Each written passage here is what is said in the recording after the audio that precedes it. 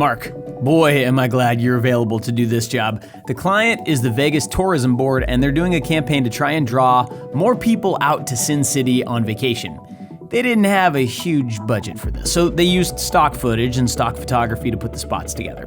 I'm providing the media and the project from the editor who did a valiant job trying to get the idea across, which is normal people in cruddy situations daydreaming about being in Vegas.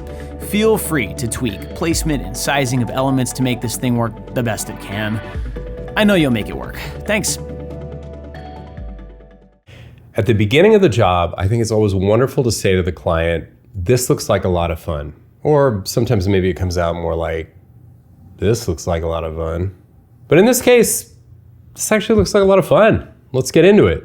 I am in Adobe Premiere Pro, and I'm going to play you the cut that we have from our client and then talk through it a little bit with you in this application.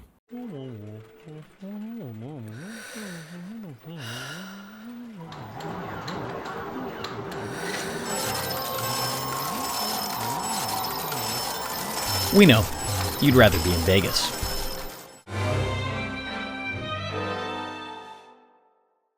All right, this is a really fun idea, and it consists of, as we can see on this Premiere timeline, 3 different shots that have multiple elements in them. Now, if you haven't used Premiere Pro, I would still think you'd probably recognize what it looks like to have layers in an Adobe timeline, similar to After Effects. So these first couple shots are just plain footage, the shot and the reverse shot.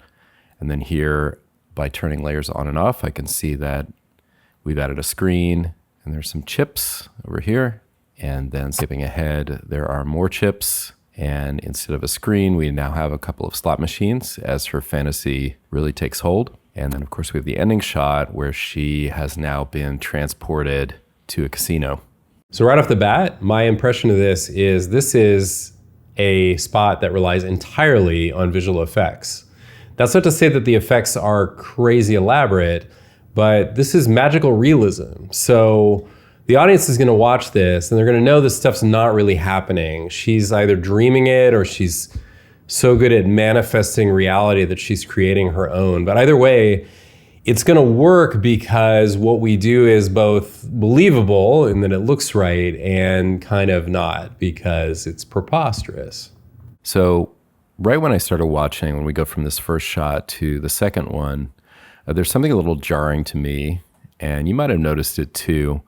I don't know where she is. It seems like from the cut that she must be in the scene, and at first I thought maybe this other dark-haired woman was her, but of course it can't be because they don't really look anything alike, and they're not dressed alike if you look closely. So apparently she's probably sitting right where our point of view is here. Now there's a problem with that. I don't know if you can see right away what it is, but we're basically looking across the tops of heads here, especially here. We're at a pretty high angle, and you can tell by how the table slopes down that the camera that caught this shot was actually probably just above the level of their heads. And so it doesn't really match what would be her point of view, even if right now she had turned her head. And that's another thing. She's not looking straight ahead in this shot. She's actually looking off to the side. When you notice things like this in a cut, there are things on the After Effects side that you can do about them. But you want to know your client. And you want to know whether they're going to be open to you doing that or whether they even need it. They may have their own plan for how this cut is going to work.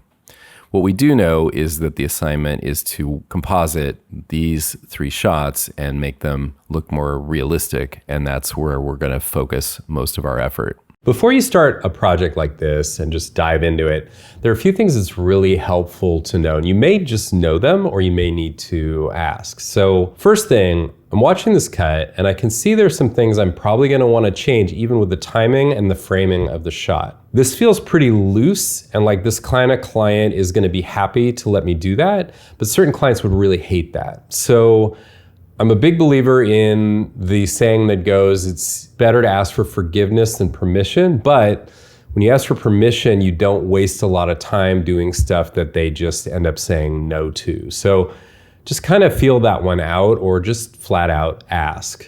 Similarly, you really do need to know what you're delivering. It's going to make a big difference if we deliver this in 4K or 2K. And so if that's not clear, you want to know, are you delivering individual shots or the whole cut? And are they asking you to do any color correction or any other finishing on it? That's not a big deal here, but that's, again, something you could offer, you could do in a really simple way, or you could spend quite a bit of time. And if you spend quite a bit of time, it's probably a line item in your budget. Finally, there's a question within your studio. Do you want to work on everything within a single project, which is how I'm going to work on it because it's just me? Or do you want to divide it up so that each shot is a different project, or similar shots are one project, and then the reverse shot or the alternate shot is a different one? That can help when you have multiple artists working on it, because obviously if everything's in one project, it's much harder generally to share it up. I know they're like team projects and things, but I'm not a big believer. So that's a lot I just threw out there, but those are all things that I would think about before you just dive in and start working.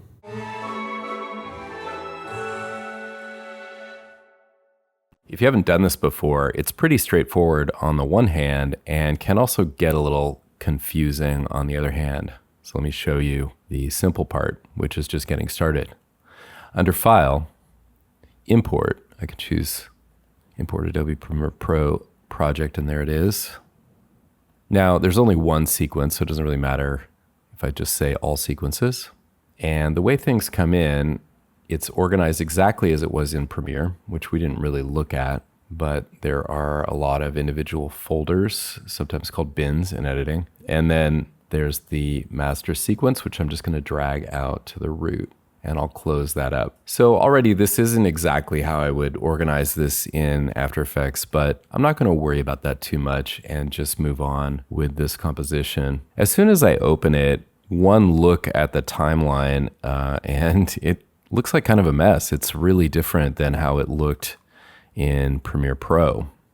And this might even dissuade you a little bit from starting out this way.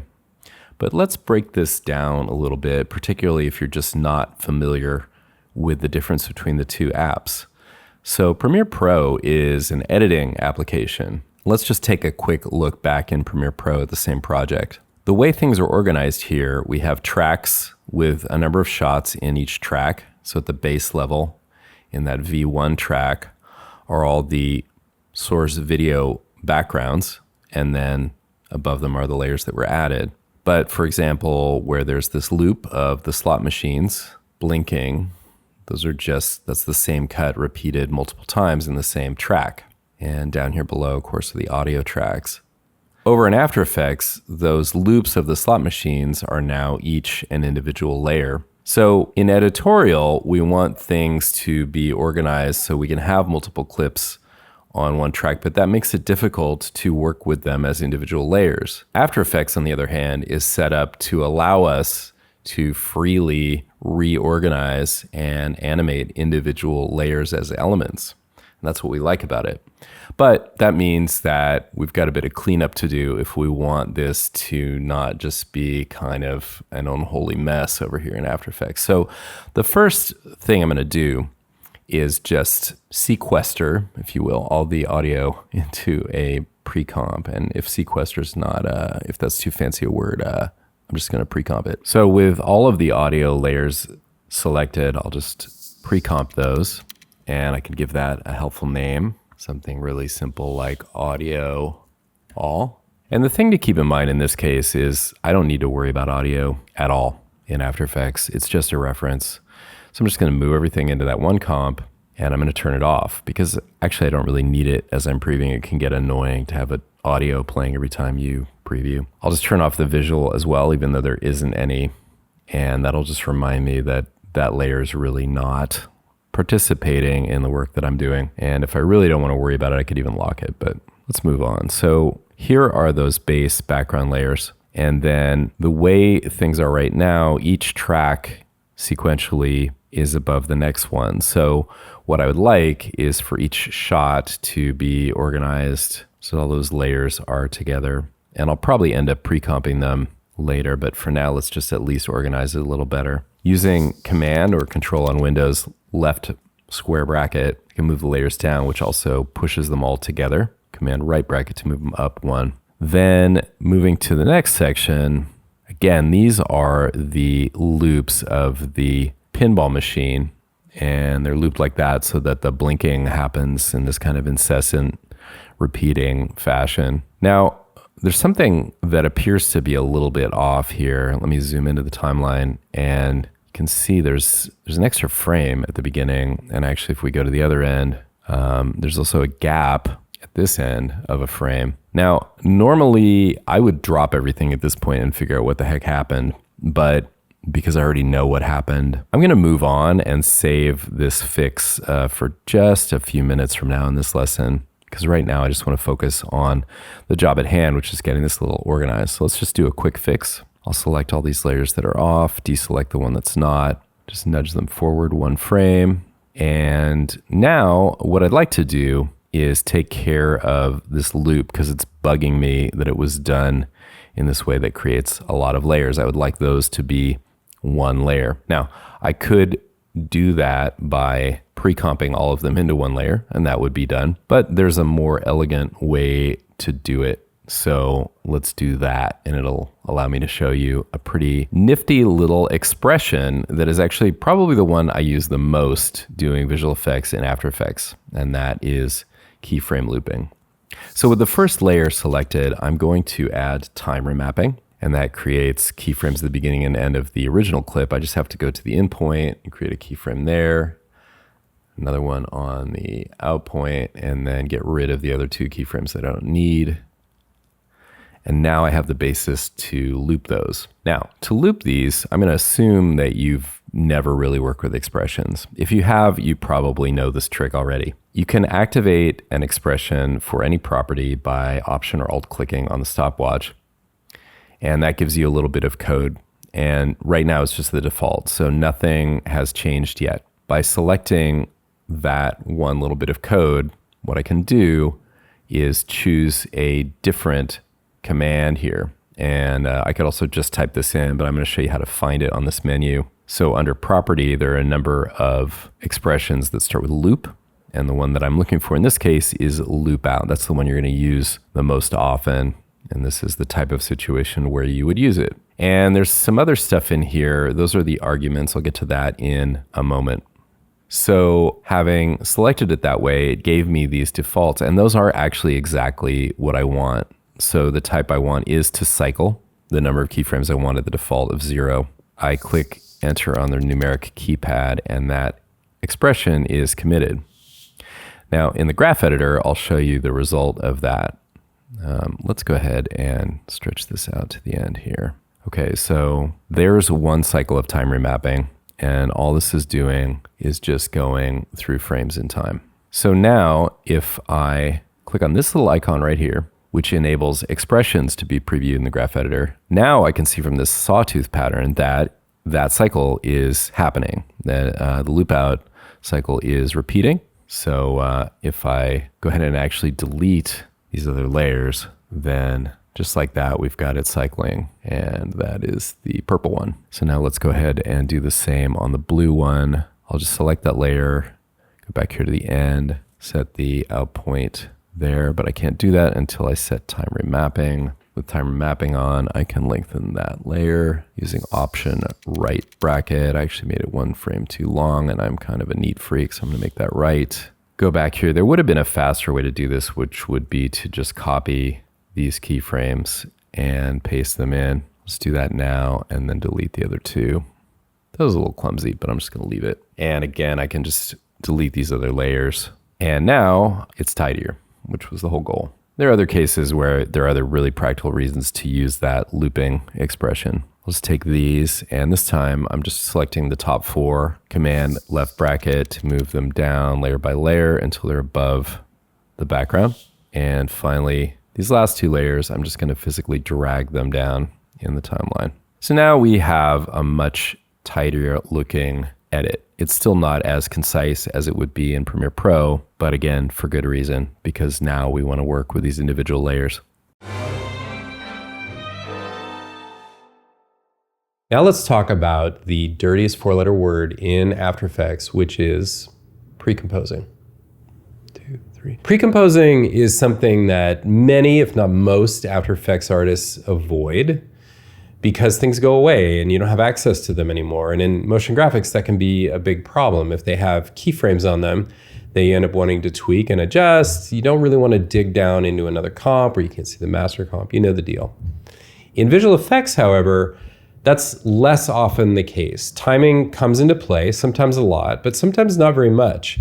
And each element tends to get more work done to it, and then it tends to be done. So, for example, if you're rotoing or keying something out, and it takes a few different layers to do it, once it's done, you can just consider the whole thing a single layer by precomposing it. Now, why do that? Well, if your comp does turn into 30, 40 layers, you're scrolling up and down and you're probably wasting a lot of time looking for stuff. Whereas if you just name things well and keep it minimal in terms of layers, keep it down to, as a rule of thumb, maybe 12 to 15 layers, you're gonna have an easier time. And if anybody else who especially knows visual effects opens up your project and looks at it or tries to work with it, they're gonna be so glad that you did it that way, that you named your layers in an intuitive way and that things are kind of packaged up. So it's probably not intuitive. It may not even sound good to you if you're more from motion graphics, but just keep it in mind and see if it makes sense to you as you work along. Okay, so now we're gonna pre-comp one of these shots and get to work on it. And the question is, which one? Now, some people would say you should start with the hardest shot, get that out of the way, and it's all downhill from there. Me, I'm a little bit the opposite sometimes, and I like to start with the easiest shot, and that is clearly gonna be this one. Now, maybe you didn't expect that, but to make this the easiest shot requires the use of one of the most hidden secret weapons in After Effects. So let's go ahead and pre-comp this and get ready to work. Select those 3 layers, pre-comp them. I'm just gonna call it Casino to keep it simple. And then once it's open, let's organize things a little bit. The top layer is the logo, so I'm gonna just gray that out and lock it because you never touch the logo. And I'm also gonna gray out and lock the background because we're not really doing anything with that either. And that leaves this layer, which has just a crude mask on it, which I'm going to remove. So what we're looking at here is our foreground character over a background with a lot of similarly colored detail, especially around the hair. Her shirt has pretty nice contrast. And if we look at this in the color channels, which I'll do with shortcuts, you can see that particularly in the blue channel, we could do a pretty nice key for that shirt. But the hair, boy, I don't know. Not to mention that there's a lot of fine detail in this hair. I mean, look at all those little wispy hairs. So are we gonna just have to draw a mask right around that hair to get that? Well, the 2-word answer to that question is hell no. And the 1-word answer for how we're gonna solve this shot is, ready for it? Roto brush. That's right, roto brush, I'm not kidding. The weird thing about roto brush, and you're probably gonna hear me say this again, is it's not good at roto. It's really good at 2 things. One is selecting things that you almost could just do with luminance, really obvious edges. But the other is the opposite. It's fine detail, like hair or leaves of trees, that is just a nightmare to roto. Roto brush is up here in the toolbar, and maybe you've tried it before thinking it would solve all your roto problems and found out that you were wrong. But if you've never tried it, when you select it and click right here in the comp, nothing happens. And the reason for that is you actually have to work in the layer view. Now in layer, I have this green cursor, which I can make larger or smaller by holding down the Command or Control key. But right now the size doesn't matter, so I'm fine with it as it is. And I'll just start drawing right on my foreground character here. Now, as soon as I do that, this warning has appeared at the bottom of the frame. And spoiler alert, this is related to earlier when I noticed those layers were offset a frame in time. In fact, if you look carefully down here in the timeline, this layer is again off by 1 frame down here. So the issue, which I'm sure you can't read even if we zoom in here, maybe you can if we zoom in, but it says frame rate mismatch So apparently, the composition needs to be set to 25 frames per second to match the layer source. Well, if you're not technical, you may not have experienced frames per second much or anything to do with it. But as you work with video in After Effects, it's an important thing to actually keep track of, because if you get mismatched frame rates, you often have to actually pretty much throw your shots away. And I've seen it happen at pretty high levels. So don't let that happen to you. Instead, as soon as you see this helpful warning, go and try to solve what has happened. Now, you might think that means, oh no, we got to go back and ask for a new edit. We got to get the footage all converted.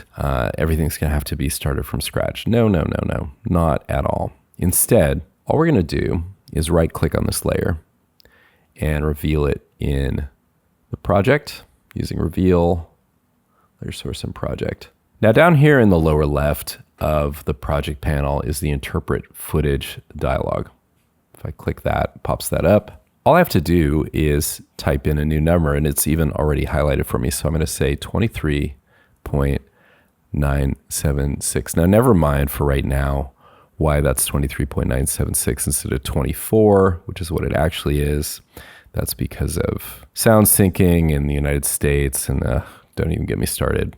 But anyway, that's what the frame rate should be, 23.976. And as soon as I select that, the error goes away. Well, of course, RotoBrush is still not happy because we started with the effects. We're going to have to start over with that. I'm also going to go ahead and just fix this little syncing thing. Now, things going off by one frame every time I do this is probably not the end of the world, but After Effects is always going to do its best to keep everything synced up. And so that little gap was actually just simply because the frame rate didn't match. So I want to at least make sure I have that lined up at the beginning. Okay, so having done that, I'm now ready to move forward. I'm going to take a look in the effect controls and just delete the RotoBrush effect that was already applied. So we start over again. And now I'm going to just outline this foreground figure. And I'm not too particular about how I do that right now. The pink line describes the selection that has been made by RotoBrush. So one instant problem is there's no pink line on this side of her head. It goes right across the top. I'll hold down the Option key and just add that area. Now notice I was nowhere near the edge. And in fact, you don't necessarily, really don't ever actually want to be.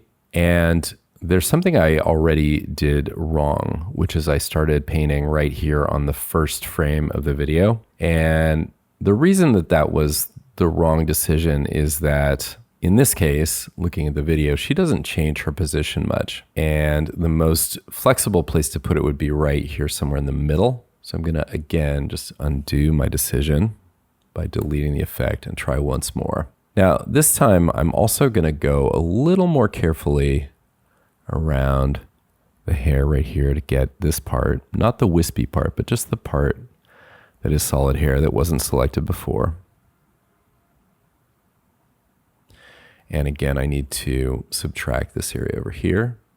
And now I'm also free to touch up a little bit on this base frame. So this blue marker here is the base frame, and that's where we are. And you want to make as many changes as you can, if not all, to that base frame. I'll explain more as we go. So I'm just going to add a little bit more of the hair. And again, I'm avoiding where it becomes seriously wispy and translucent. But this right here looks really good to me. If we take a peek at the result back in the comp, it's not looking too hot. In fact, it looks terrible.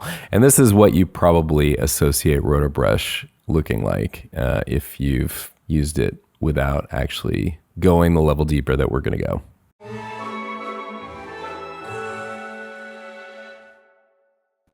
Okay, so let's go a level deeper. Having made the base outline on this frame, still on this frame, I'm going to add a refined edge using the Refine Edge tool. Now for this, again, the size of my brush matters a bit, but I want it to be large enough that I can basically trace down the edge and get all this wispy. So that looks about right. So I'm going to do just that. I'll go right down here through all the areas that have little wispy hairs down to her shoulder. And you see now the X-ray view. And if we zoom in on it, Looks like we've got quite a bit of detail happening now. Let's try the same on the other side before we take a peek at the result. And back in the comp. Now, like a miracle, it looks like RotoBrush has added in an amazing amount of detail. Let me just solo the layer for a moment. You can see it's not perfect, but it's pretty damn great, at least on this one frame. There's a lot of subtlety to all of those fine hairs on the edge that otherwise I pretty much wouldn't have been able to get with this amount of detail. Now again, right now we're just looking at the base frame, that blue frame there that we've done all our work on. And RotoBrush is going to automatically extend this to what's called the span. It's really hard to see, but the span is represented by some almost black little squares. They're very dark gray. You have to look really closely for them. And you see this double-ended arrow, which is going to let me extend the span all the way to the beginning. I'm only able to do this because this particular shot is very static. So I'm pretty confident that what I did on the base frame is going to extend through the whole shot. Now I could start to move around the shot and see how that is, but that's going to take some time. And instead, in this case, what I'm going to do is actually freeze the shot. As soon as I click freeze, this is a slightly unusual way to do this, but it's going to allow us to move a little faster. When I click freeze, it's going to render the RotoBrush for all those frames so we can evaluate the whole shot at once. So you notice what it's doing is creating a green line preview, first going backwards from the base frame, and then after that going forwards. And once the RotoBrush selection is frozen, it's not going to have to do this rendering over and over again every time you go to a frame. So as soon as you get a good base frame, and particularly if you've also checked out the whole span and it's looking good, this is something you want to do. Normally, we would have spent a little more time refining it, but I want to look at the whole shot all at once. So I'm going to go ahead and do it. You can also undo it once you've done it. All right, time to check out the result. I'll unsolo the layer back here in the comp and just preview it.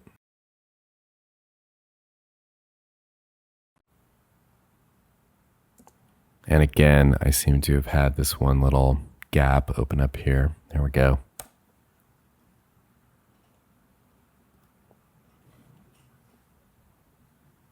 Now we need to work with just the shimmer that's appearing in the detail over here on the right and left, and just maybe soften some of these edges a little bit. One important note here has to do with resolution and this pull down right here.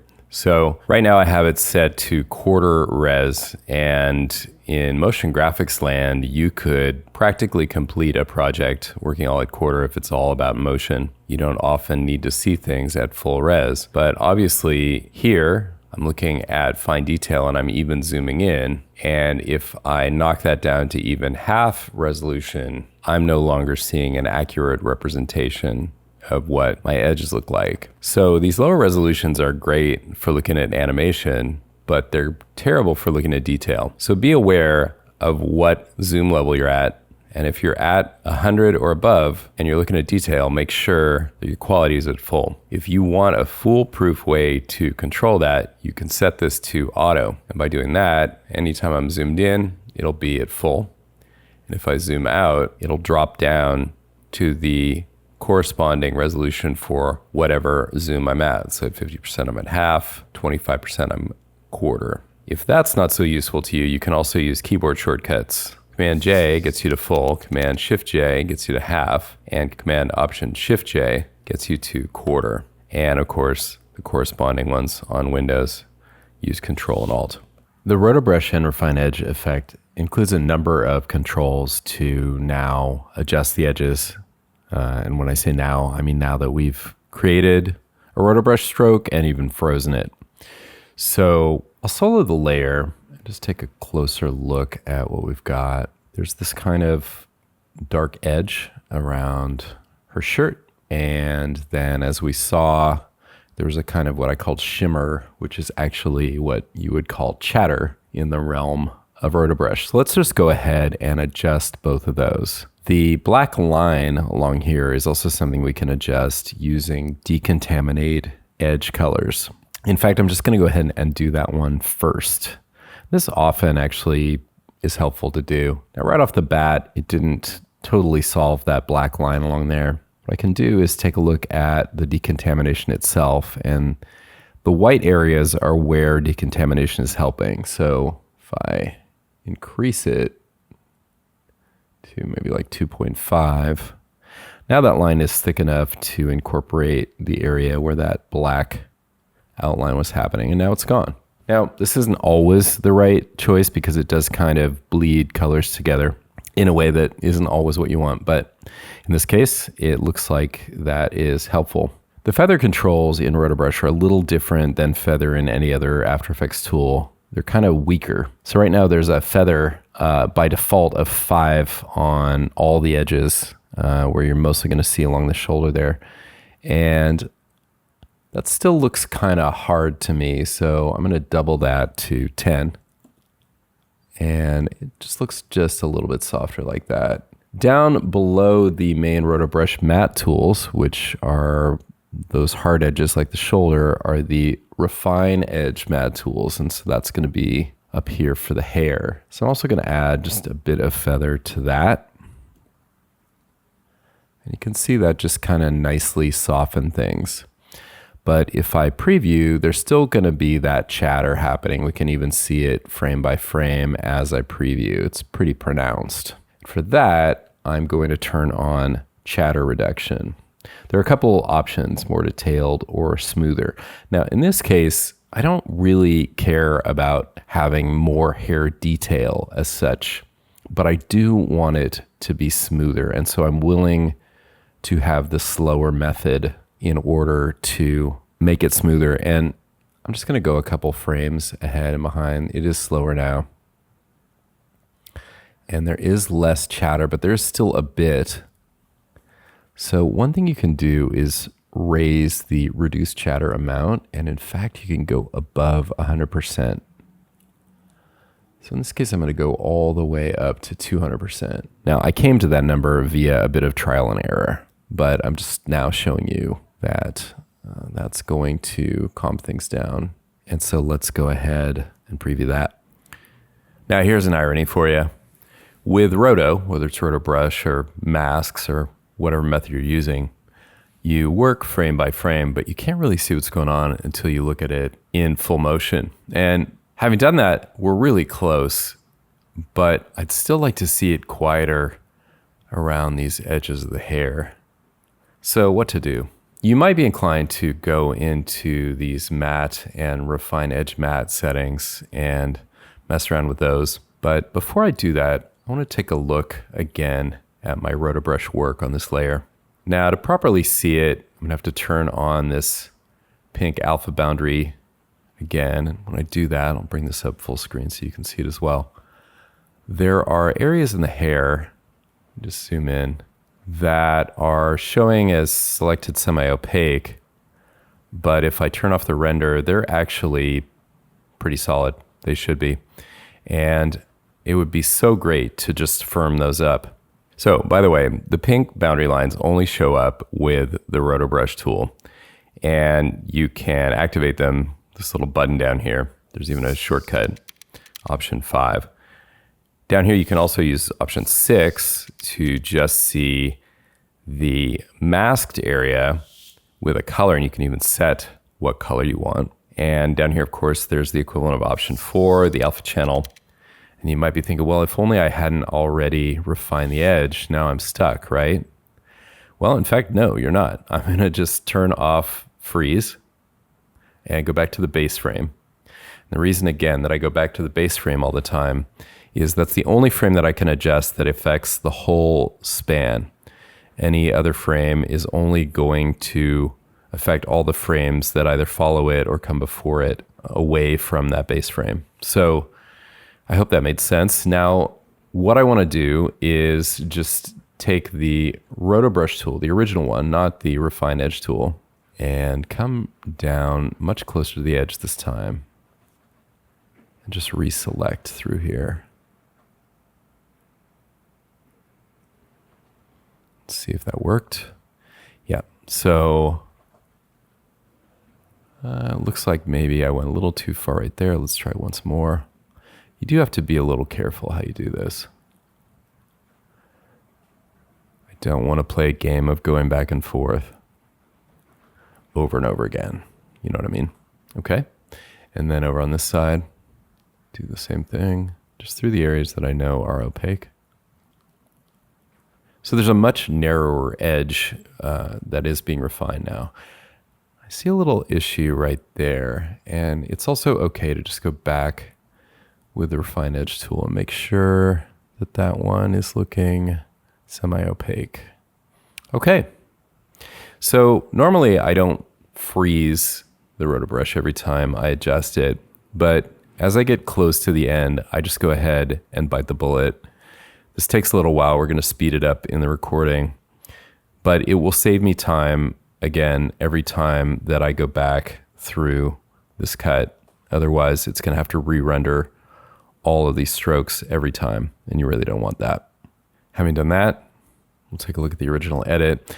Before I ran preview it, I wanted to point out that the roto brush strokes have been exposed here in the timeline, and they have little eyeballs on each stroke. So if you needed to, you could either turn them on and off, or you could even go in and delete the ones that weren't working if you went down a certain path and it wasn't taking you in the right direction, but you didn't want to start over again.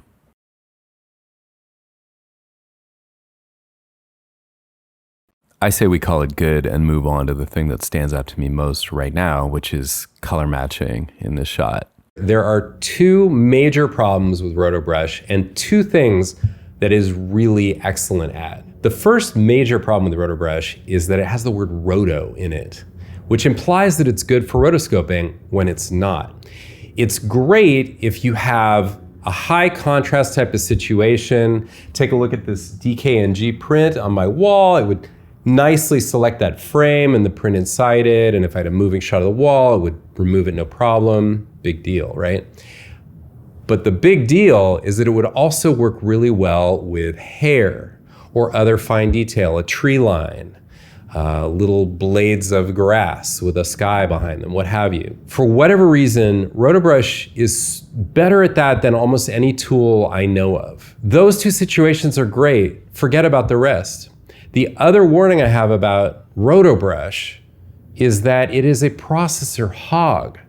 So as you see me work, you're going to see me waiting for frames to update, even when I'm just looking at the RotoBrush tool in the layer viewer. When you get ready to leave the layer viewer and just work with the result in your timeline, I highly suggest you consider freezing it first. You can go get a cup of coffee because it's going to take a little while to do that, but then you won't have this death by 1,000 cuts of it having to update and redo RotoBrush every time you go to a new frame. And not only that, the way RotoBrush works, it's a cumulative effect. So it's starting wherever you set your first frame and then doing all the frames back to the one where you're at or forward to the one that you're at. And it sometimes will do that over and over again, even if you think it should be buffered.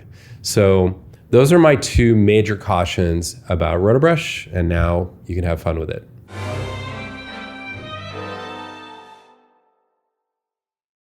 Now, anytime you have talent standing in the near foreground and a background far behind, you kind of get to do whatever you want with lighting. You could decide that actually she's standing at the edge of this futuristic car exhibit that has a big spotlight on it, and that's why she looks so much more lit up than the rest of the scene. On the other hand, that's a terrible idea. What you really want to do is make her look like she belongs in the scene, at least as a starting point.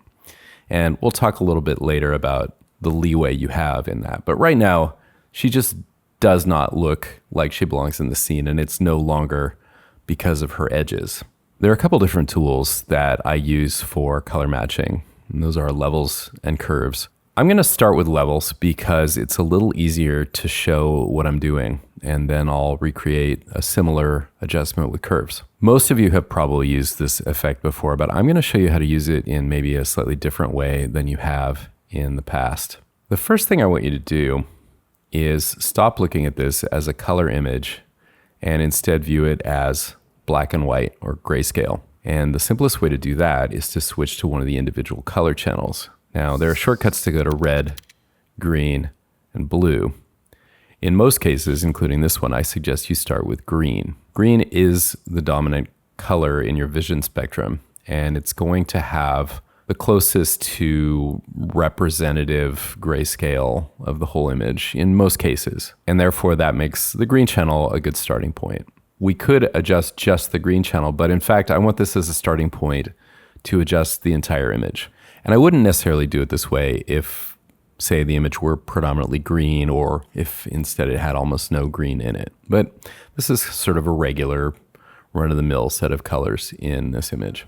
So to start out, she looks really bright. The immediate fix for that is to bring down her output white, essentially to lower the level and the contrast in the white. Of course, since we're in a low dynamic range image here, that's going to make her look kind of gray. So this is kind of an unusual case where I'm actually going to start with a gamma adjustment. That's this middle slider, as you probably know. And counterintuitively, you move it up to go down in gamma level, or at least in gamma perception. Now, where do you want her to be? I'm going to go for something that pretty well matches the scene to begin with. So there's nothing in the scene that's exactly like her color.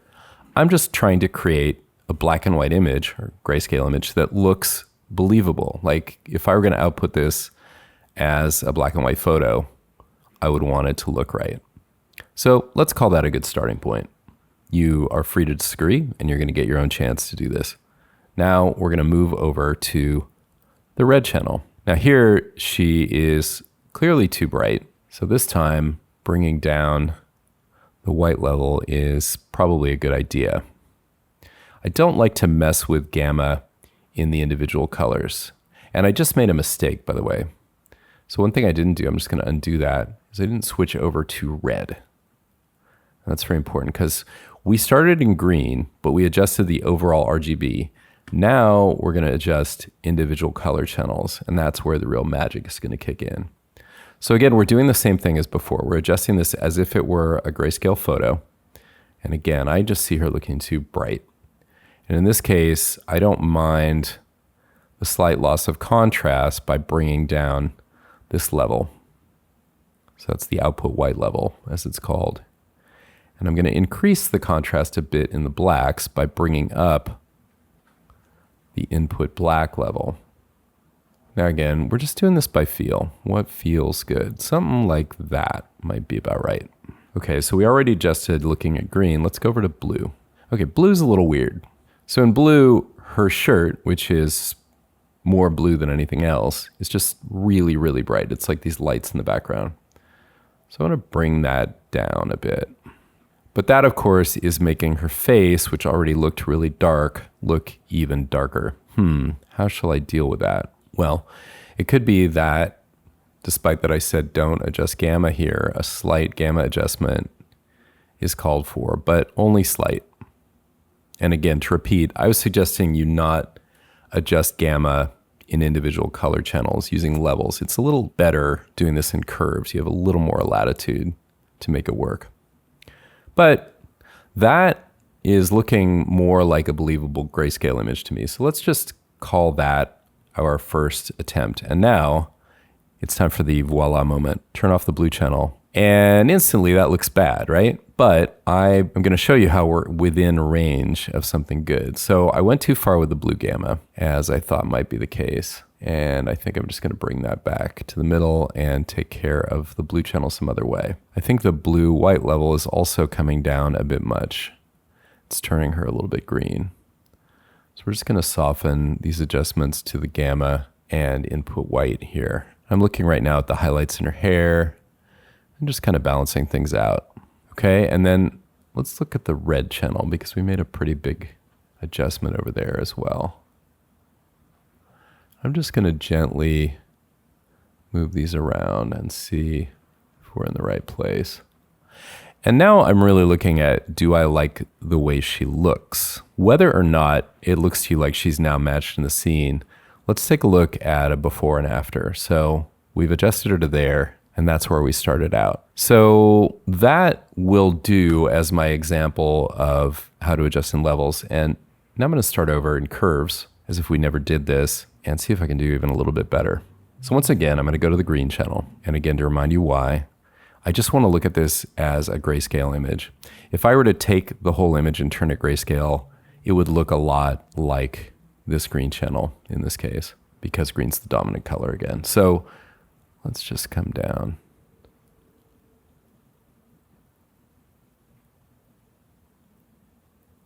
There. So I'm just going to work with gamma for now. Move over to red and switch to red over here.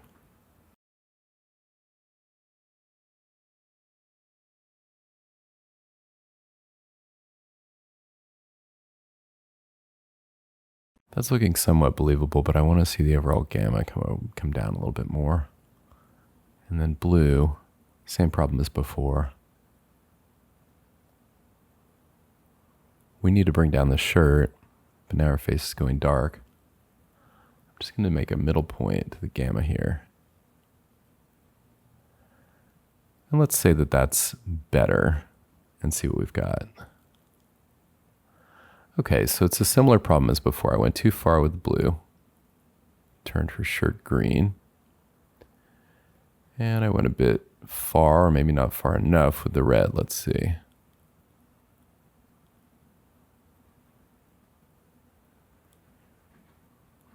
And that's subjective, of course. I'm really just trying to balance her colors again. Okay, so again, that's before and after, right? And now the thing you can do here in curves that you can't really do in levels is add another point. And I'm just wondering about her highlights overall. So notice if I add a point in the highlights here, we get a lot of nice control over the detail in her face. And the face is really, of course, what we want to adjust around. Now, to me, that's starting to look pretty nice. I would, at this point, maybe walk away and come back later and see if all of a sudden the shirt still looks too green or something else seems to be wrong like that. But that's the after, that's the before. It now looks to me a lot more like she is believably in this casino. Now, you could argue that the shirt is too bright, and that's fine. In fact, you can see somebody else wearing white over here, and their shirt's not as bright. However, like I said, this is our lead talent here. So it's not so much that I want her to look as if she's blending into this environment, but just that she believably is the star of this environment as opposed to some postage stamp alien stuck on top of it. The process that we're getting into here is one that I have called in my book of a million years ago, color matching for the color blind. Now, if you look at our girl there, she wasn't really matched there at the end, but maybe because she's in the foreground, she could be in some slightly different lighting, and we want her to pop out. Like I said, she's the star, but she's matched. She's not stuck in there. And the way I'm going about matching her in is not by guessing. Now, this title, Color Matching for the Color Blind, is not a gimmick. There was actually a guy at ILM who was colorblind who would match shots for feature films using this technique. Now, most of us are not exactly what you would call colorblind, but we can get fooled by changes in ambient light conditions, which is why we tend to work in environments that look kind of like this. But the great thing about matching colors on grayscale channels like this is at least twofold. One, your monitor adjustment doesn't matter. You could be using the crappiest, most poorly adjusted monitor in the world, but all you're trying to do is make a grayscale channel look believably like a black and white photo on 3 different channels. The other piece that's so great about this is that your eyes are much more sensitive to variances in light level than slight differences in color. And so even if you're not colorblind, you can get fooled sometimes thinking a color is one thing or another. Again, it's a thing of context, whereas your rods or your cones tend to pick up light levels, black to white, much more acutely. It's a survival mechanism. Seeing contrast in nature helped us get this far. Finally, I want to say when you see me do this work, you're going to see me mostly using levels or curves. You won't see me use brightness and contrast. Levels and curves are similar. Curves has this kind of elegant way of letting you work with gamma and kind of roll it off, whereas levels has this great histogram that can be very useful, and it also gives you numbers that are very precise to work with if you want to actually hand those off or see what they are. Brightness and contrast, on the other hand, doesn't even let you adjust the contrast in the whites versus the blacks. It just works on the overall image. So it's probably the most popular effect for adjusting brightness and contrast, and it's the one that I would encourage you to never, ever use. Now I want to make her look like she's actually as much in this casino as anything we see in the background. So again, I'll go to the green channel, and this time I'm going to actually evaluate some levels in the foreground and background. And to do that, I have switched my info panel in a very significant way. By default, when I'm working in 16 bits per channel, as I have been, which you can see over here in the project, your pure white, for example, on this logo, is going to be a value of 32,768, which is pretty frustrating and kind of useless to try to work with. What we care about are proportions between these colors, and those are hard to evaluate when you're dealing with values that are in the thousands and that add up to sort of an odd number like that. So digitally, it makes sense why 16 bits adds up to that number, but for artists, it really doesn't. Some people are pretty comfortable with 8 bits per channel. Now, notice here in the hamburger menu, the upper right of the info panel, I can choose 8-bit per channel, and it does not change my project bit depth. All that does is now show me that absolute white is 255, which is something we're all familiar with. What I suggest, however, that you do in this case is to move to decimal color, and that makes absolute black 0 or close to it. I don't know if I have any absolute black in here. And absolute white is 1. And again, this is in low dynamic range, and in HDR, it's a different story, as you know. So this will allow me to look at a given color and pretty quickly assess, like, okay, red 0.43, green 0.25, blue 0.22. There's about twice as much red as green and blue in what I think is a white hoodie over here. And if I go over to her teeth, that's 4 to 3.5 to 2.9. So not quite as distinct a proportion. And it's helpful to move your cursor around a little bit because you'll see the blues and greens trade off. There's not so much distinction between the red versus blue and green here. But the first adjustment I'm going to make to get her into this casino is just to make her less bright.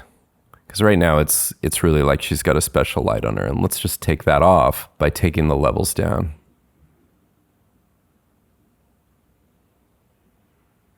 Now here, I can look at this white over here in the background and see that those levels are around 0.3 and 0.4. And I can look at her shirt and see that it's still a little bit brighter. And so to really match in, she'd be something like that. And of course, this is subjective. She's in the foreground. She could be lit separately, as we've already established. But this time, we're making her look like she's really just standing in the casino. So now, having done that, let's take a look at the white level on her teeth again. And it looks like there needs to be some more red in the whites. So I'm going to increase the contrast in the whites by pulling down input white. Go a little bit further. 26 to 1916 is much more like the ratio I saw over here. And then let's check out some blacks. So the side of these slot machines, again, has about twice as much red as green or blue. And if I go into the shadows of her hair, there's actually less red. So we're gonna wanna lift the output black to introduce more red in there. Now I'm looking at the green channel at the moment, so we should switch to the red. but we're not doing this visually. We're doing it with that info panel. So red over here is at 0.12. Here it's at 0.7, 0.07. So we could come up quite a bit more. But there's also eye matching. Right now, her blacks look subjectively like they could match some things.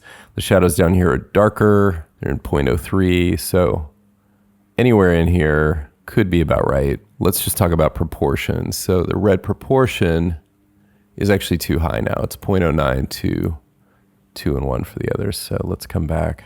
All right, so now the red is about double the green or blue. All right, well, in the blue channel, it's a little hard to tell if we need to adjust anything. So I'm gonna go back to RGB and see what we've got right now. Wow, okay, well, now, even though I don't like the way she looks as well, she does appear much more to be in that scene. And there's a lot of red in this blue shirt, which, while possibly technically correct, isn't really what I want. So I'm just gonna back off that a little bit. It doesn't have a big effect. So overall, this, from a technical color compositing point of view, is a lot more accurate than where we were at. And so now we've introduced ourselves some leeway to either use this or maybe split the difference a little bit. And if you want to split the difference, there's a simple way to do that. With the layer selected in the timeline, E reveals the effects, and I'll twirl down that second levels that we added. And then under that, twirl down compositing options, and I can just adjust the effect opacity. So this is a great example of how subjective color work is. I'm actually now starting to like matching her in more if I just dial it in to where I'm still getting a kind of naturalness. Now, obviously, ultimately, it's going to be up to some fresh eyes on this, i.e. the client or someone else supervising as to whether this is the right direction to go. But it's always great in visual effects if you can really easily dial something in and out, toggle it on and off. I'm really liking that pretty well. This is a great example of setting up all these rules about the right way to do it, just so you're free to express yourself artistically. I've come up with two very different looks for this foreground character, each of them valid. Now, I mentioned I would kick it to a supervisor to decide. Maybe I'm the supervisor, and really in that case, it's just like, go get a cup of tea or go home for the night and come back in the morning and take a look. And what's your emotional response to it? And anytime you're gauging that, you're dealing with art. So maybe it's funnier if she really blends into the scene, or maybe it's better for the commercial if she really pops and her skin tones look as nice as they can. That's the art of it. And so that is where I actually find this to be really fun work.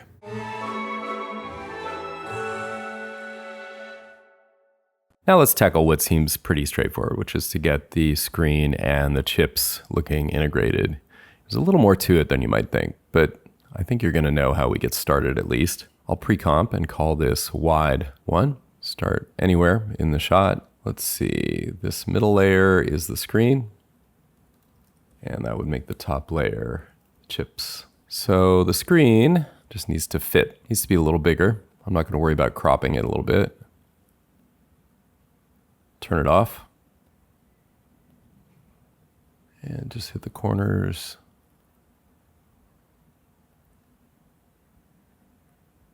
Like so. Kind of missed with that one.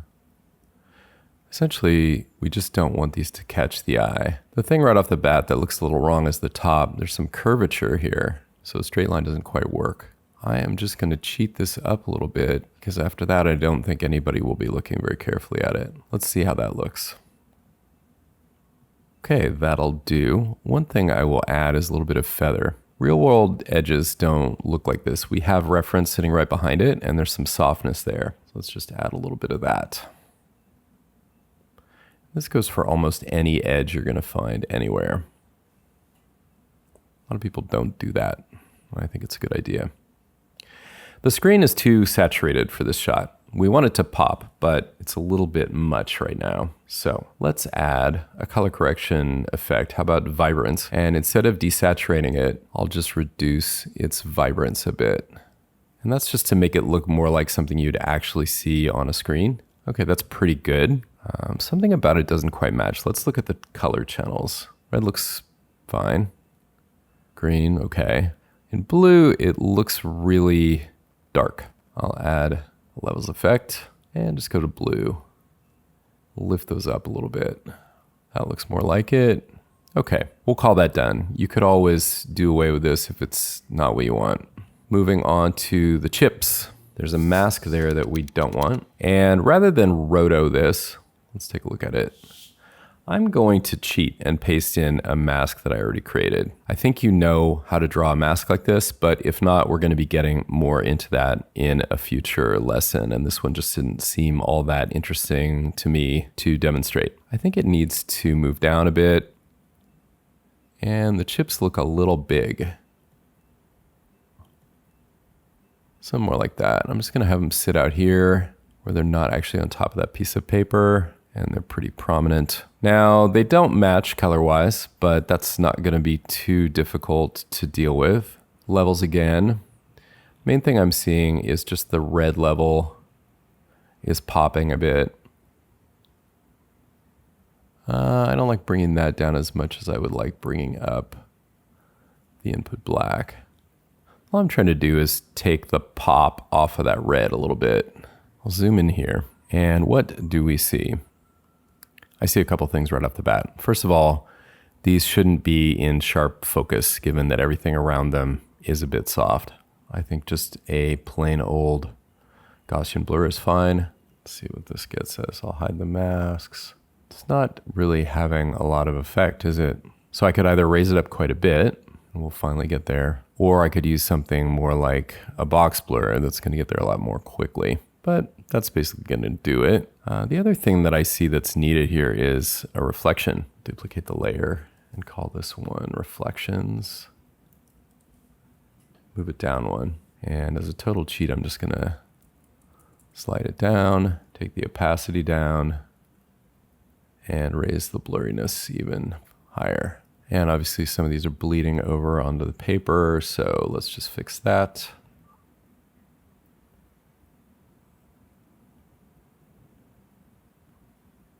We'll make that a subtract matte.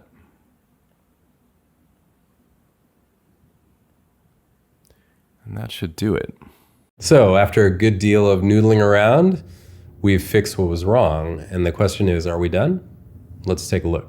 Looking back at the original shot without the screen in there, I can see some reflections in that screen as well as a reference. And I think I have an idea how we can get a little bit of that happening right here. Just duplicate the background and that will become my reflections. Just move it to the top. I'm going to take this layer and scale it up a lot and then set its transfer mode to lighten and move it down somewhere like that. Duplicate the screen and move that to the top. Turn off its effects since we don't need them and set a track matte for that screen. Now all I have to do is bring the opacity down to taste. Now, again, it's a question of let's make the screen read well, but let's make it integrated. So here's it without the reflections. Here it is with subtle reflections. Here it is with more pronounced reflections. So I'm gonna go somewhere between, split the difference and call it good. And then let's take a close-up look at this now and talk about grain. So I'm just gonna lift the gamma over here on the shot, just slightly. And when I play, I can see grain happening in the background. And it's not happening on the screen. So let's add some. Noise and grain, add grain. Make sure you set this from preview to final output, otherwise you won't see it. And even without adjusting it, in many cases, that's gonna be a big improvement. Now, the screen is scaled down to, let's see, I think it's about 30%, yep. So technically we'd wanna scale up the grain size. I don't think there's really a need to do that very much looking at this, but we could do it slightly. Really, if you're looking at it with the gamma up in the zoomed in view, you're getting a decent idea of how it's going to look in the final Really, I think I'm going to barely scale that up at all. Yeah, that looks good. So now without gammaing up, if you're paying attention right now, you can see it. But to the untrained observer, it's going to be a question of the element not standing out for some reason. They probably don't even know what it is. The reflection's a little weird. Maybe down a bit. Because I do want those lights. Okay, that'll work. And then the chips are going to need grain as well. Now, these are scaled way down, 3.5%, and they have the reflections with them. So that is going to lead me to pre-comp. I don't need to open it, but now that whole pre-comp is 100% scale. So now all I have to do is apply, add grain again. Set the final output. And once again, I bet you that's going to just do it right there. Reviewing the whole shot as work in progress, I'm liking it. I like how naturally the chips seem to be there. There is something that's bugging me a little bit. Take a look at the fingers. Notice that the reflection is additive over here. So it's actually making the reflection darker here. And it's doing that with the chips as well. But I'm thinking that where there are reflections of the chips, there should not be reflections of the hands, because I think at this angle, those chips would be blocking those hands from being mirrored right now. And now that I've shown you that, it's probably going to bug the heck out of you too. But this is the kind of critique that would come up on, say, a feature film where you're working on a, dozen different takes of a shot. So maybe we'll just move along now.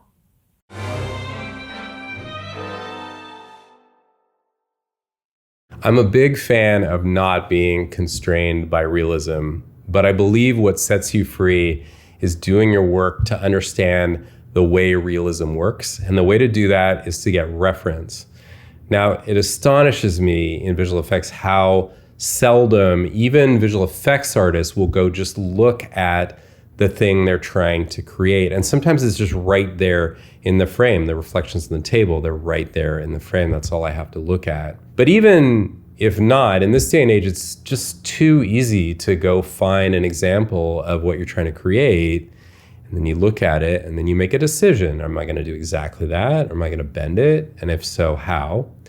But what I love is when you find a little surprise, some gift from nature that you didn't even realize was going to be the way it looks. And it's almost always better than whatever you were going to come up with. Or if it's what you came up with that you like better, it's still probably going to get something out of that reference. Oh God, that's too much lecturing. The final shot we have to work on has some repeat stuff, like the chips. So let's make quick work of those.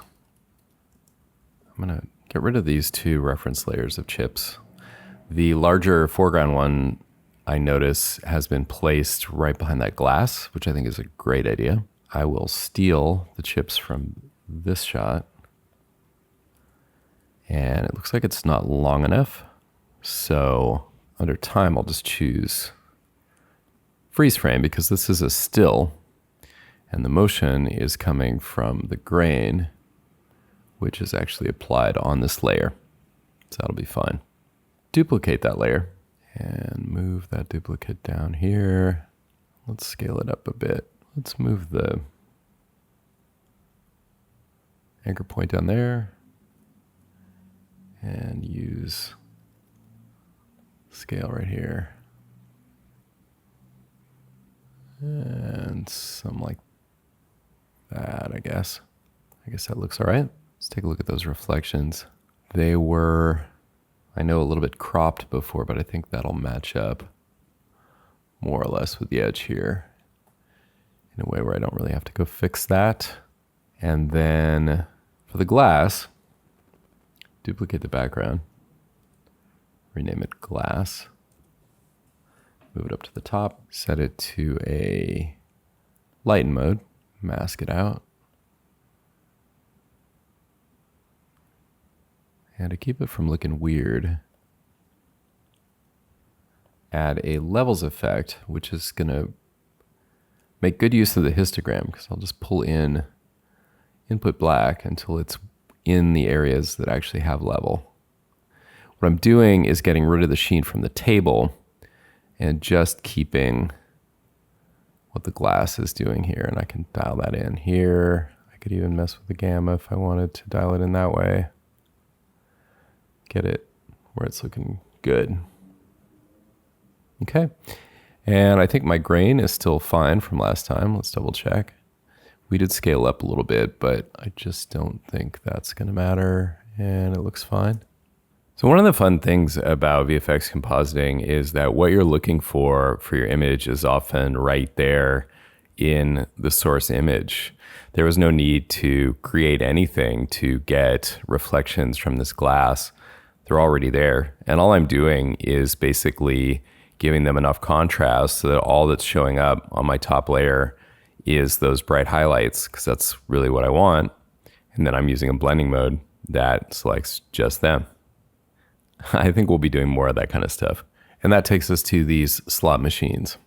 So let's say nobody asked me to put the chips behind the glass. Why do it?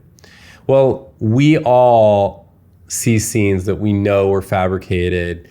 And if it's cheap and it looks like, oh, they just stuck the thing out there in the open and the camera's locked off, we might not like it as much as if we look at it and go, hey, wait a minute.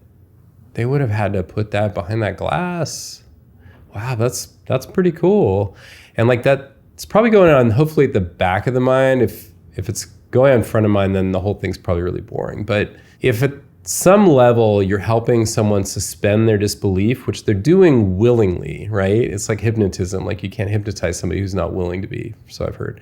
And so willingly, they're gonna go with you more when you give them nice little details like that. And they're little. That was simple. I didn't go to all the trouble to model how a glass distorts what's behind it. So maybe if somebody's super expert about that, they would be unhappy with it. But those people don't come up very often. And the shots where you would need to worry about that don't either. And when they do, then you can go to town on that. Let's take care of the simpler hand-drawn masks in this scene, which are static. Those are of the foreground with the table and the slot machines.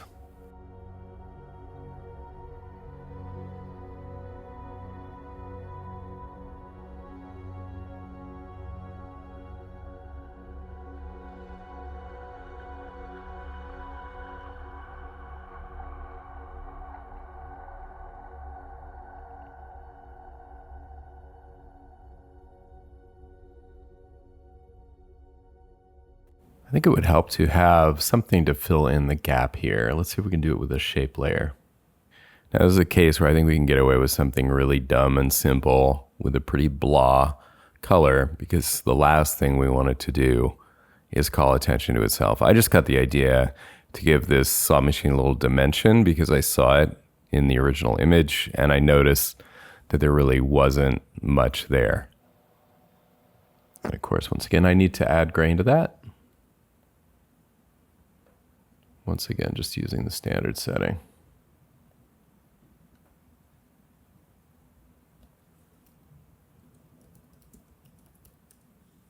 That is going to leave us with his hands and this plant. I think we also need a little bit of feather around that foreground mat.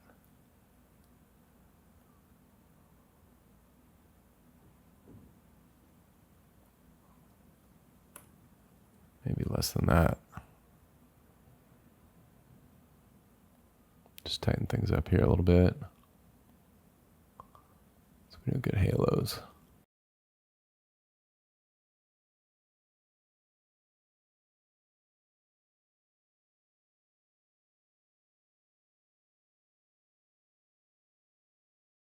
Okay, so there's a few foreground details to take care of here. The most obvious one are these hands. There's also some detail on the plant. And it's even bugging me that we have a static mask along this guy's arm while he's moving around. A lot of people wouldn't pick that one up. An even subtler thing that I'm not going to deal with is the fact that this slot machine is not quite locked off. If we zoom in, you see it wobbling a little bit. But that's the kind of thing you usually only see if you loop a shot a lot, like we're doing right now. So I'm just hoping we can kind of get away with that one. So let's get set up to take care of these. The background has no effects or anything else on it. I can just duplicate it, bring it to the top. I'll call this one arm, duplicate it again, call this plant, and duplicate it again and call this hands. So for the arm, let's go ahead and use Roto Brush because I think that will work really well on that one. Right over here,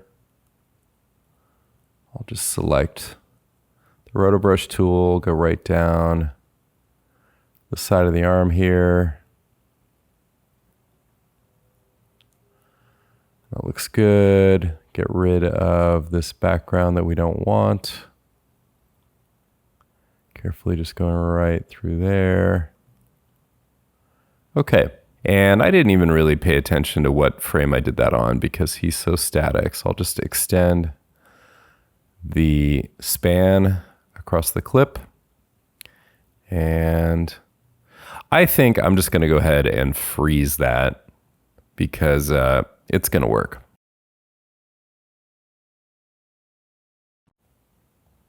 For the plant, you might think Roto Brush would be perfect here as well. It's similar to the situation with that hair where we did so well, where there's a lot of fine detail. Well, let's give it a try. This puts me in mind though to let you know that with Roto Brush, before you commit too far, you do want to just do a little test if you're not sure whether it's going to be the right choice or not. So I'll just take a little bit of the plant here and a little bit over here. And maybe just get all the in-between. Okay, that's fine. And now the rest I'm going to consider fine detail. And just go up here and paint in where I see this kind of detailed stuff over here. A little bit over there. I'm not going to worry so much about that there. We'll just take a little bit here. Now, again, I wasn't very careful about where I selected it, but the plant doesn't change much over the course of this. So let's just go back a few frames. Let me get right in here and see. Well, what do you notice right away? It doesn't seem to be very static. The plant's not moving, and yet that mask, or the selection area rather, is moving quite a bit. And we're fighting an uphill battle here. Let's try something else.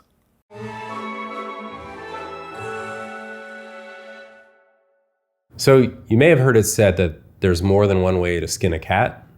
Most of us haven't actually skinned a cat, so we can't say.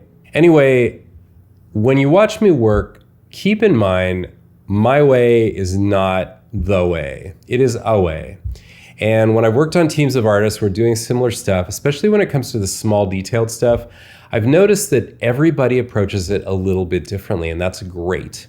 And in this course, what I would love is for you to get familiar with the way I'm doing it and why.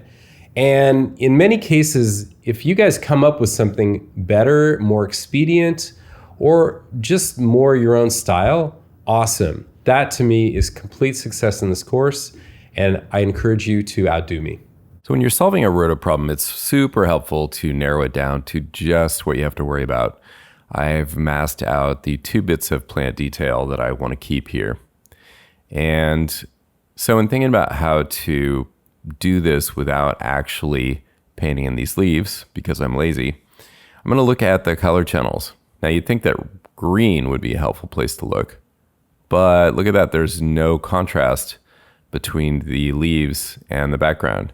That's not because the background is green, but just because the amount of green to make it gray is about the same amount as to make these leaves green. That means another channel might help us more. Not so much red, but in the blue channel, we find that the lack of blue in this plant is actually what is going to help us get this job done. So this is skipping ahead because this is actually a keying lesson, but it may come in handy. So let's just give this a shot really quick. Under keying, extract, I'll switch the channel to blue. I see this histogram. I'm just going to come down here till I see the background go away. And that corresponds to where this spike is in this histogram. Just come down to about there. Then I'm just going to add some thresholding, just a little softness, not to where I get into seeing the background creep in, but by adjusting these a little bit. That looks good. I don't need to be looking just at the blue channel. And I'm going to zoom out a little bit because we don't need to see it at 800%. Let's see how it looks. There is a small amount of noise, but I think once we're back at 100%, let's hide those masks. That is something that nobody's ever going to notice.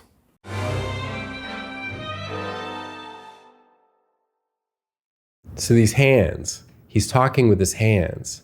So even though they're over at the side of the frame, the fact that he's talking with his hands means we're watching them. And so it's kind of a worst case scenario because they're hard to do. They're not really prominent in frame, but they're important because we're looking at them. Wouldn't matter if the hands were way over here. Where is your eye going? It's watching the damn hands. So they've got to be extracted perfectly.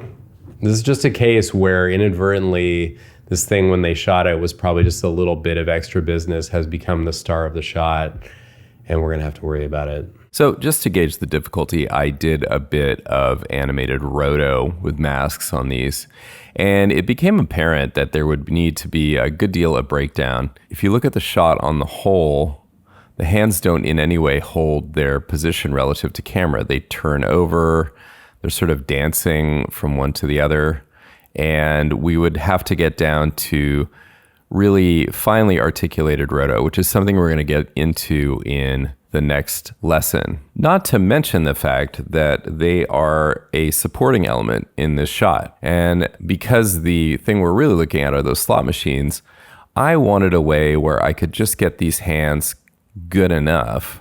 Now, it did remind me a little bit of what happened with the hair in the other shot. So I thought I would try RotoBrush. So I said a second ago that sometimes you just have to bite the bullet because an element has to be right. But I just am not at the point where I want to roto these hands. So I'm going to have to find something else. Now, I thought that RotoBrush would be a good choice here because the problem of these fingers is a lot like the problem of the wispy hair. And I started by just masking off just the area that was needed, which is pretty minor. Then in the RotoBrush layer, I got into making some spans. So I'll unfreeze this and show you that I created my base frames right where there were the equivalent of what in animation you would call keyframes. So if I turn off rendering for a second, let's just look at those frames. So there's one where he holds the hands there. There's another position of the hands. That's the next one. And then finally this one. So that seemed like the right approach. And nevertheless, what ended up happening to make this work is, I'll show you, I had to use a lot of strokes. So this is like a piano roll of strokes that you see here. Now, these get created pretty quickly, but the overall process of back and forth, if I showed it to you in real time, was going to take, the better part of an hour. So I'm going to offer a quick rule of thumb with RotoBrush, and let's call it the 20-minute rule. When you start on a RotoBrush, like any given set of strokes that you're extending out, spend only 20 minutes refining that before you evaluate whether to move forward or not. And if it's not coming together and new complications are still coming up, I would bail and look for a different approach, because it has happened to me and probably anyone who's tried to take RotoBrush to kind of its limit. The more you put in, the less you get out of it. And so that's kind of my rule of thumb for where you should be 80 to 90+% there, 20 minutes. So at regular scale, this is the result. Those little bits you see flashing on and off at the side actually overlap outside of where the slot machine was. So I don't have to worry about those. But if you zoom in, it's not that great. Might be good enough, but not that great. And this was the result of carefully adding and subtracting selections the same way we did with the hair. So the lesson here is that if you're trying to use RotoBrush for something and you start to find that it's turning into a lot of manual work, that's usually a signal it's time to try a different solution. Now, just like with the plant leaves where I noticed how green they were compared to everything else, these hands look really red compared to everything else around them in the scene. But if I look at the red channel, their grayscale level isn't really that distinct from everything around them. It's kind of the same story in green and blue. So even though it looks red, if I choose the red channel in the extract effect and try to remove the background that way, I don't go too far before it starts to break. And I've still got a lot I haven't taken care of. So right now, I'm feeling a little stumped. I really don't want this lesson to be about roto, just because of these damn hands. But so far, my efforts to extract them aren't working. So I think what I have to do is just kind of walk away, take a break, let it kind of simmer on the back burner and see if I come up with anything. This is the result of using key light to solve my problem with the hands. Zoom in there for a second to get a better look at that. Okay, I could spend a full hour describing the process. Well, maybe not an hour, but we could get into how this keying effect that's actually to remove things was turned around to just hold out the hands. I think you probably get the basic idea, but let me give you an overview and we'll just tab this one until we get more into key light. So the layers soloed, allow me to quickly take you through what actually worked here.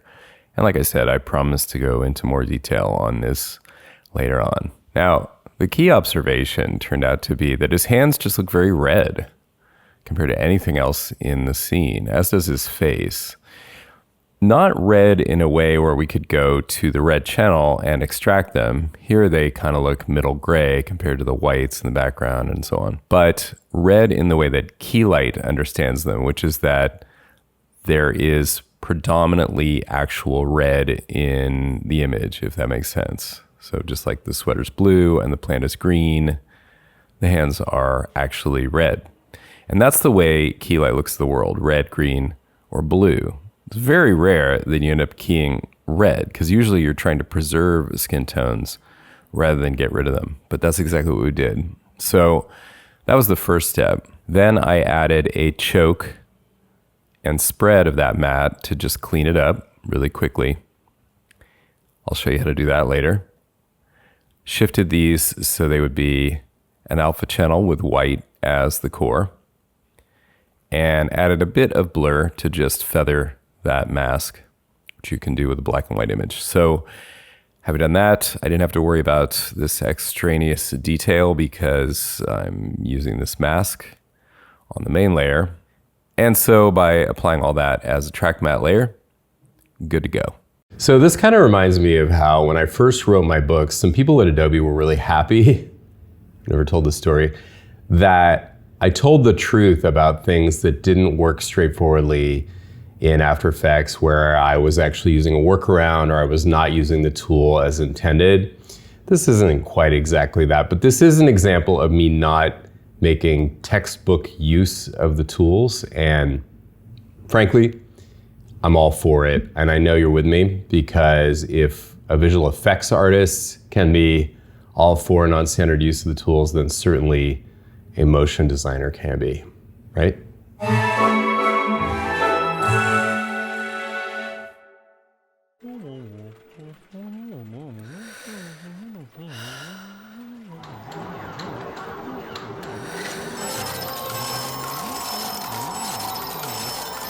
We know. You'd rather be in Vegas. Pretty cool.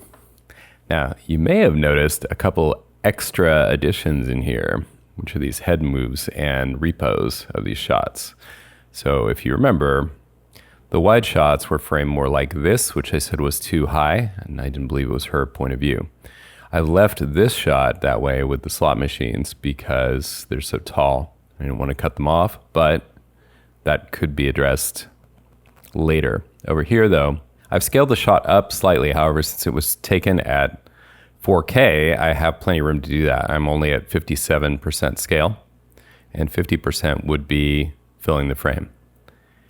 So I've just added basically a head drift and snap over to the right to match her head move there, where she has her yawn, to subconsciously suggest that that's her point of view. And then we solidify that here where she snaps her head back, a little overshoot, and sets it up for that reaction. So we've done quite a lot of good work here. We've got a couple of elements integrated into this shot, including such extras as reflections and grain.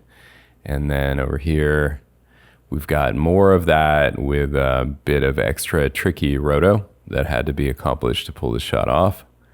And then finally, this matching masterpiece here at the end.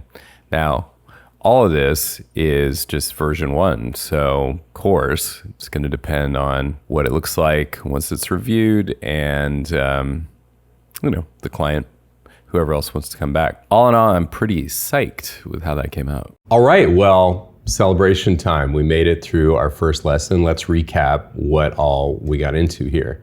So, color matching for the colorblind is a technique that I hope you make excellent use of. If you are one of the true natural pros who doesn't need it, great. But honestly, I think anyone will get faster and more accurate work, like 80-20, 80% there, and then you just finish it using this technique. We also got into matching, and that included matching some things that you might not normally think about. So matching shadows and reflections, that might be plainly obvious to the eye that your shot needs that. But I have to admit, I was working on my first feature before I knew anything about grain matching. And now, when I see shots that don't have it, it makes me crazy. Or even if it's not right, it's not right. So now you won't stop noticing it, probably, and you're welcome for that. Finally, roto brush, which is not technically part of this lesson, but I'm really happy that we had such a good use here for it. I don't know if your exercise is going to make quite as good use of this, but you will come up into situations where hair in particular or other fine detail benefits from whipping out the old roto brush. So I think this was great. And now let's see what you can do.